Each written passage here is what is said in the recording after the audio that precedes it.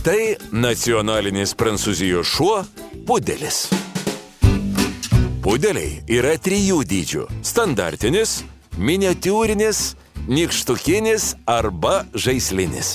Standartinio pudelio pradinė paskirtis – tai medžioklinis vandens šuo. Šios veislės ištakos siekia 17 amžiaus pradžią. Nors pudelis yra prancūzų šuo, tačiau jis Vokietijoje buvo veisiamas ančių medžiokliai. Būtent iš čia ir kilo veislės pavadinimas. Vokiškai pudel – pliūkštelti į vandenį. Pudeliai tam turi net specialų kailį ir šunų pasaulyje yra vieni geriausių plaukikų. Pudeliai buvo ir yra puikus medžiokliniai šunys. Jeigu jums juokinga pudelių šukuosena, tai jie atsirado ne dėl mados. Medžiotojai nuskusdavo pudelius ties aktyviai judančiais sąnariais, o ilgesnius plaukus palikdavo. Pudeliui net snukutis nuskutomas, kad plaukai netrukdytų sugriebti grobio.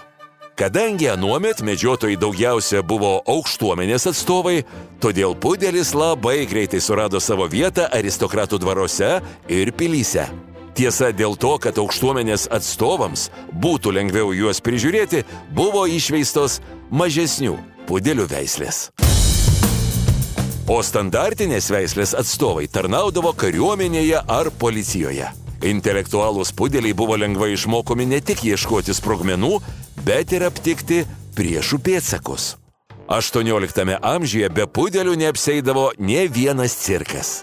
Nors pudeliai skirstomi į 3 dydžius, tačiau jie visi turi labai panašias charakterio savybės – elegantiškumas, išdidumas, temperamentingumas ir, žinoma, aristokratiškumas. Jie dievina, kai yra šukuojami ar glostomi. Be abejo, kaip ir daugelis šunų, jiems patinka, kai giria šeimininkas. Pudeliai gimsta įvairiausių spalvų – pilki arba sidabriniai, auksiniai, rudi, balti ar juodi. Ir dar vienas labai svarbus šios veislės bruožas, kuris labai patinka daugeliui šunų mylėtojų, tai yra tas, kad jų kailis nesišeria. Na, arba šeriasi, bet labai mažai. O kaip juos tinkamai prižiūrėti? Paklausykite. Pudelis yra populiari veislė ne tik dėl savo mielos išvaizdos, bet ir taip pat dėl draugiškumo, energijos bei protingumo.